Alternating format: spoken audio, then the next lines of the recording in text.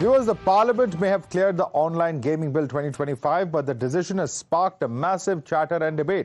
While some e-gamers have welcomed the move, a majority of the industry have called it a big setback to a key economic driver of the sporting industry. Remember that many online money games are also popular, in fact, sponsors of sporting teams across the country. So they warn that this may not just affect the online money gaming sector, but also sporting industry as a whole. In fact, many experts and industry faces warn that this bill will lead to job losses and have even put a 25,000 crore industry in peril. I completely understand the perspective of the government as well. A lot of cricketers, a lot of Bollywood celebrities, they were all endorsing this as well. So all of them also will have loss of work from here. Of course, there could be arguments saying that they're anyways earning from other places, this and that. So it's not about that. It is for a lot of people who've spent probably 20 years building some companies in this segment.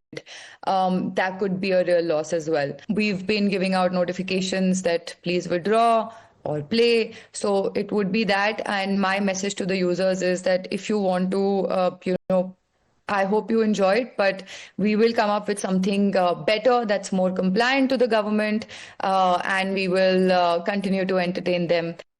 So clearly, viewers, there's a lot at stake. And in fact, the industry has been a major revenue generating sector of the Indian economy in the last few years. Let's just quickly take a look at what this sector is all about. $3.7 billion worth sector that we're talking about. $9.1 billion projected by 2029. 87% of the revenue comes from money games. And 2 lakh people being employed by it. 488 million online gamers is what we're talking about. And like I said just a short while earlier, there are some major gaming applications that are now having to look at alternate formats. Some of these teams are also sponsors of major sporting teams and events. Dream 11, of course, is an application valued at $8 billion.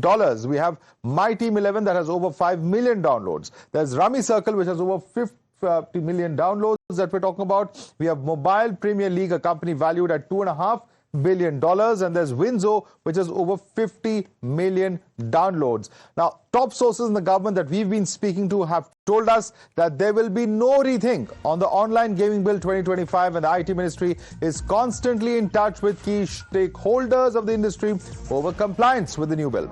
Sources telling Times Now that the industry has sought time from the ministry for transition to non-monetary sources.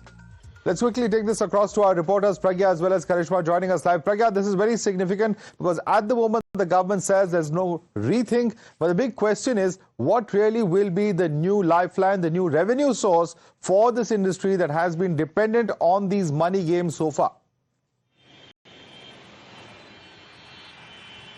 Well, Madhav, the ministry is very clear. As far as money is concerned, there will be no game. That has to be banned, and it will be an offense if there is money involved. So industry is speaking to the ministry, and in fact they are asking for some time for the transition and winding up the format of the games that uses money, in fact. And ministry is also thinking upon how to make them comply with the new bill that has been passed in the parliament about this online gaming. But ministry is also very clear that they want to promote esports and they want to promote online games, so much so that they want to formalize these games for international forums as well. So in a way they are saying you have many revenue sources and you will eventually come out with a revenue model as well without money being involved. But as far as money is concerned, no one will use money. In fact, they have asked these companies also to go back. The industry have been asked to go back and give back the money to the customer. Unless until they do so, there will be no talks to the ministry at all. Ministry is very firm that money games cannot and will not be allowed. Now that the law has come into force, it will eventually, in fact has become an offense to involve money in these online games. In fact, there are several such companies that have come out to announce that they will be shutting down their online money game sections. We are also talking about several such companies, including One such company, Russian India, is talking about announcing its exit from India. Let's take a look at what's been put out by one of their founders. In fact, putting out a tweet as well, saying that they're going to be talking about exiting India, and that's the information coming in at this point of time. Let me quickly take this across to Karishma, who's joining us. Karishma, several such companies, while they are shutting down their money gaming operations here in India, they're also talking about taking it abroad, and that's certainly not very good news, is it? Well, yes, absolutely, Madhav. That is not good news because it is going to result in cost-cutting measures. There is going to be loss of job as well for all those people who used to be working in these particular organizations. Jaya Chahar, whose interview we ran in the beginning of this show, also spoke about how they are thinking of taking their particular company, Trade Fantasy Game, out of India so that they can sustain themselves. And, interestingly, another point that was made by her was that why was there a 28% GST as well on this particular industry if you were eventually going to ban this as well. So obviously there are a lot of questions, legal recourse also being discussed within the industry members, the senior industry members, if there is anything that can be done so as to create an amendment in this particular bill. All of that is being discussed at this moment, but these companies are very, very certain that they will have a better future abroad if this were to be implemented. Well, we'll have to, let's quickly open this up for debate at the moment. Karishma and Pragya, thanks so much for your inputs on the story. Joining us is Ratan Sharda, author. We have Lokesh Suji, who's a director of the ESFI. We have Ankur Singh, advocate of the Supreme Court and partner at Samvad Partners Advocates, joining us. Manasvi Thapar is lawyer and political analyst, joining us. Let me start first with Ratan Sharda. Ratan Sharda, the question is this, that certainly, of course, if there are games that are exploitative, if there are games that are cheating the customers, if there are games that are pure gambling games that are ruining society, and of course, there is financial losses that people are facing, certainly action needs to be taken. But there is a sense that perhaps this could have been achieved with better regulations and not an outright ban of online money games. Your view on this, Ratan Sharda? Well, Madhav, earlier regulations were tried when people tried to differentiate between the skill games and the gambling games. But people found way out, and people found different ways of cheating the system. Now, issue is, it is very low entry level. Some people can also compare it to stock market, which needs good amount of investment to actually play there. Here you have very, very low entry. Young people, old people, urban, rural, advertisements are attractive. You have got all the celebrities. Why did they come on the stage to sell gambling games? Games is different, gambling is different. We are trying to mix up the two and claiming it will lead to unemployment or this or that. Definitely government should have done much more homework. For any bill, I always say that they need to have much more better discussion with the people involved. But to say that this is some kind of forceful implication on the people, but I think it is most easy game to enter, most difficult to leave. I have seen people destroyed, family destroyed around me. I have seen people committing suicide. Even of suicide, there are no way you can stop once you get addicted. So these addictive games, and biggest blame is the people who have used celebrities to create high pressure and very easy entry point. That is why this law was brought in. I believe that gaming industry had to go back to the government. They still can. Okay. And they should explain the issues, but they have not, because they thought they will just be able to run circles around law, and that is where this hammer. The government says that they have consulted all the stakeholders, but let me bring in Manasvi Thapar on that note. Manasvi Thapar, there are celebrities who are being used to publicize these apps. There are gullible, in fact, users of these apps who get drawn to such apps, many of which may even be functioning from outside of the country, as we've seen in certain instances. And what about those apps that are actually causing financial ruin? These are some of the social factors which make such a law certainly something that the government has to bring in. That's the view of Ratan Sharda. Your response, Manasvi? No, the government has clearly not done any homework for this. The government passed this bill without any proper debate, denying the lawmakers, the stakeholders, and the citizens to have a discussion on this. There is no scrutiny, there is no amendment, there is no scope of improvisation. India could have done better. The Indian Parliament could done better. Instead of directly coming up with a blanket ban, we could have learned our lessons from legal lessons from the UK, the Maltas, the Germany, the Swedens of the world, which has balanced the regulations, innovation, and consumer protection at the same time. But Manasvi, the shoe fits both ways. You can accuse the government of passing it through the din. If the opposition wanted to participate in the debate, they could have participated if they wanted to. It applies both ways. The logic applies on both sides. You can't just hold the government alone accountable. Opposition is also part of parliament. Madhav, allow me uninterrupted time like you allowed Ratan Sharda. So it would be a balanced debate. So interjections. So what happens here is when such a important bill, which is a category in itself, which is an industry in itself, is completely evaded from 22nd August 2025. So now what happens with this bill is lots of stakeholders who have huge money in this. I don't say that I am a promoter of gambling. What I say is that regulation has to be at place. The homework should have been done. There has to be self-exclusion programs that we will not have gambling, that there has to be a proper differentiation between skill-based games and gambling. And yes, there were loopholes, and yes, there are loopholes.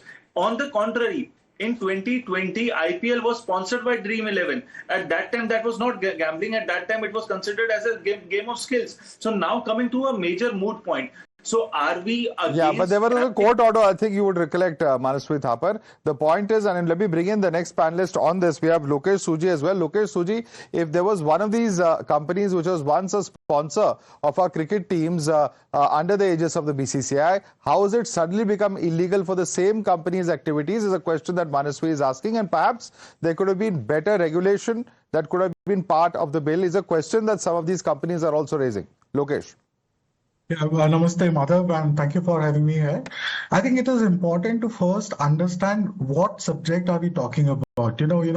So when you look at, overall video game industry worldwide, so when you look at those numbers and everything, numbers, the number of users, so the rest of the world does not include these iGaming apps anywhere.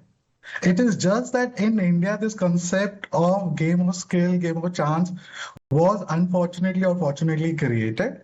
And as Ratanji also mentioned that, people took advantage of that. In rest of the world, there is no concept as game of skill, game of chance. If the money is involved, that all these countries which are being referred to as UK, Malta or Germany, these countries, regulate these kind of apps. Please understand, I'm calling them apps. The video game industry does not even consider them as video games because video games are very different. So so all those, the countries, UK, Malta, everything regulate these kind of apps under the public gambling and betting category. So that is very important.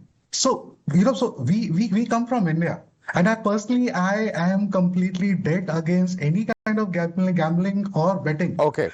We are from India. In India, there was a Mahabharata just because of this gambling and everything. All right. That is very important point. Fine. There is an experience. There is a reason that gambling is not allowed in India. And Ankur Singh, I want you to come in on this. There is a social experience when it comes to gambling as far as India is concerned. There is a reason that there are very, very few pockets of India where gambling is otherwise legal. And that's why it is important for us to have had stricter regulations, particularly for such apps which are purely gambling in nature.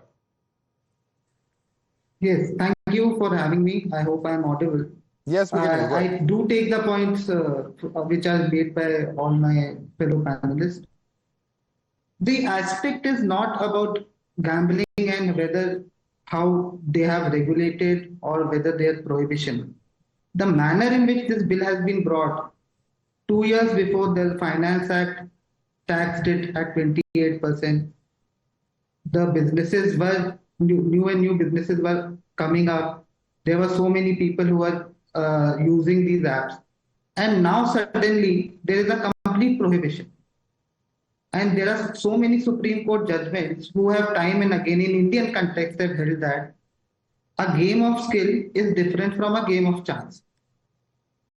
And Supreme Court has just a month before has had a detailed hearing on this. So are you going to challenge this in court, sir? Are you going to challenge this in court?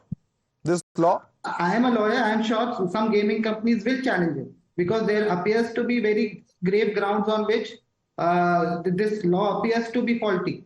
Such One as? is, of course, that whether Parliament at all has the legislative competence to pass certain law or not, because gambling forms part of list 2 of 7th schedule of the Indian Constitution. So why do you need to pay money to play the game? I mean, you can pay a certain fixed amount of fees just as you play for any of the games or any of those apps that are there otherwise. Why should some apps be different from others in terms of how much money you put into them and how much money you can take out? Of course, there are different kinds of games. One is where you get some stakes or get some winnings after each stage. So this is the format of the game. Many would say that's the way.